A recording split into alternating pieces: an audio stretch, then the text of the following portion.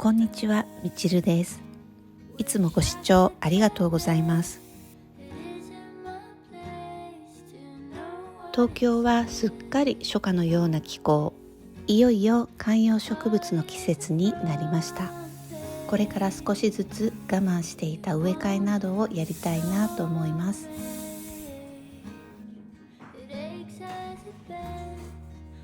先日素敵なものが届きました。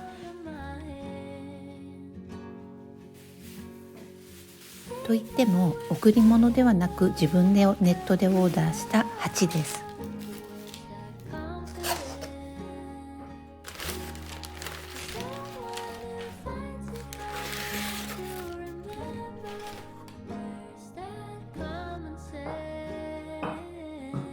デンマークのブランドバーグスポッターの素焼きの鉢です。イタリアのトスカーナ地方で一つ一つ丁寧に手作りされているそうで、美しい風合いとエレガントな装飾がとにかく素敵。この美しい鉢を見ていたら、この鉢に合うグリーンを新しくお迎えしたくなりました。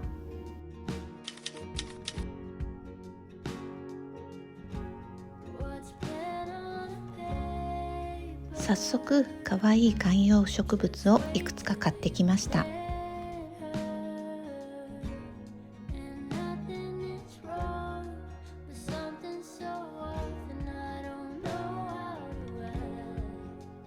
まずはこちら、かっこいいフォルムのこの植物はサンスベリアシルバークラウン。空気をきれいにするサンスベリアですが、こんなおしゃれな品種があるのは知りませんでした。こちらは白地に緑の符が涼やかなポトスのマーブルクイーンです。ポトスはこれで3つ目になりますが、このマーブルクイーンはダントツにおしゃれ感が漂っています。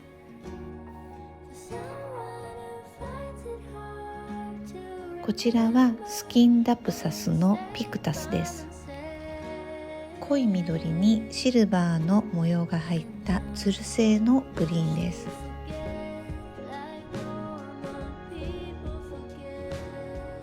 こちらも同じスキンダプサスのミニグリーンという種類。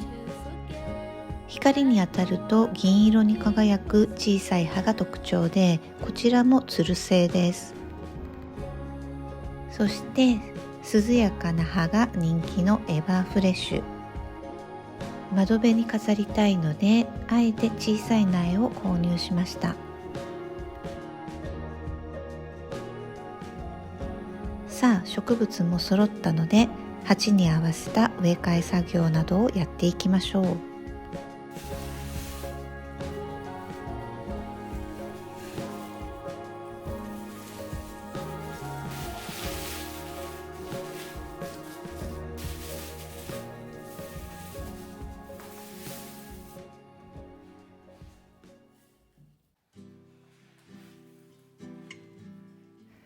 まずはサンスベリアシルバークラウン。このかっこいいフォルムにはあえてエレガントなこのバーグスポッターの鉢を合わせたいなと思っています。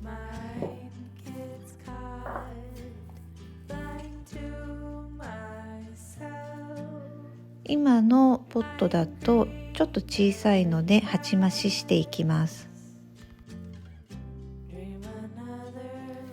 家の中で育てる観葉植物は水やりの際に持ち運びが楽なので、プラスチックの鉢に直接植えるようにしています。素焼きの鉢などに直接植えると水が染み出て結構インテリアを傷めてしまうんですよね。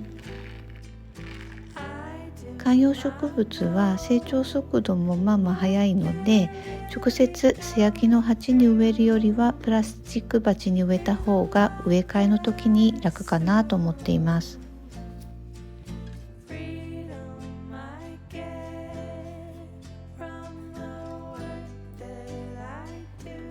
このままだと鉢の下に少し沈んでしまうので、ちょうどよくグリーンが出るよう軽石などを入れて高さを調節します。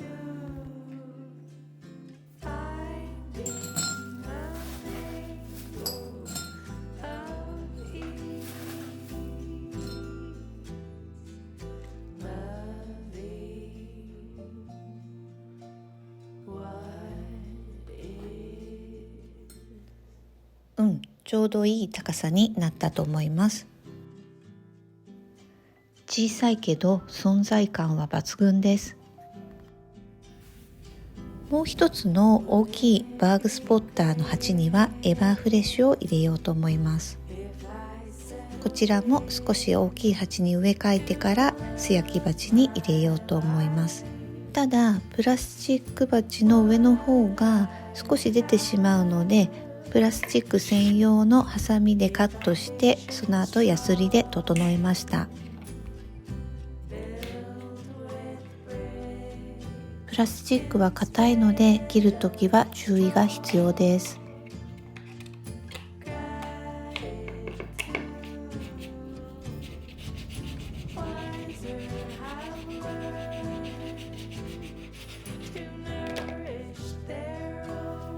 プラ鉢を整えたら植え替えしていきます。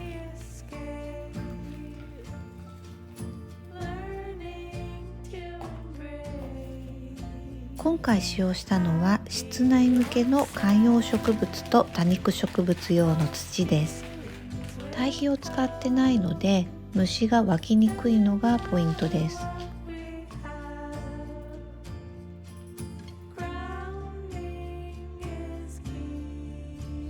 植え替えの時に注意しなければならないのは土をしっかり入れることです。なので箸など細いものを刺して隙間をなくしていくのが重要です。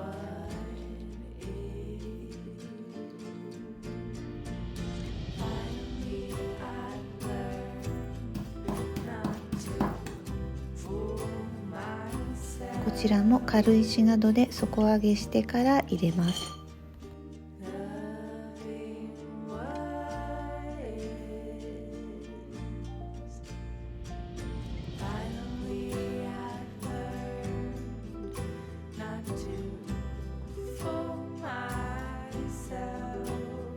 他のグリーンもポットが小さすぎるものは鉢増ししました。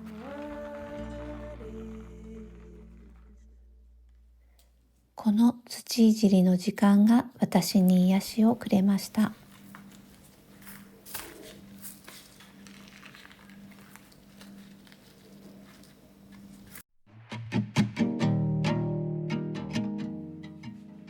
まずはインド製のグレーの素焼き鉢カバーにボリューム満点のセロームを飾ります。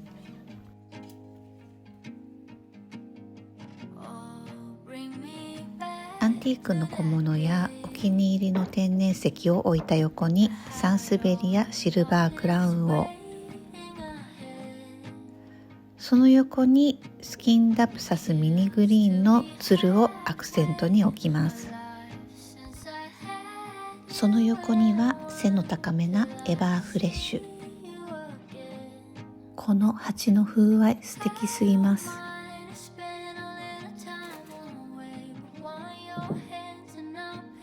最後にスキンダプサスピクタスの個性的なグリーンをプラスして、鉢はグレーで統一しながらも全く同じグレーではなく、それぞれ違う表情であること、またグリーンも形、色、高さなどに変化をつけてメリハリのあるシックな窓辺にしました。窓辺の横の飾り棚も整えましょう。お気に入りのビロードカズラスタンを棚の一番上に置いて、たっぷりのつるを垂らします。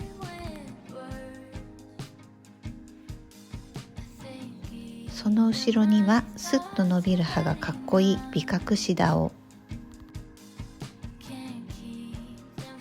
そして黒い棚を明るく演出してくれる今回購入したポトスマーブルクイーンを飾ります。これは鉢ではないのですが、白い器がこの黒い棚にぴったりです。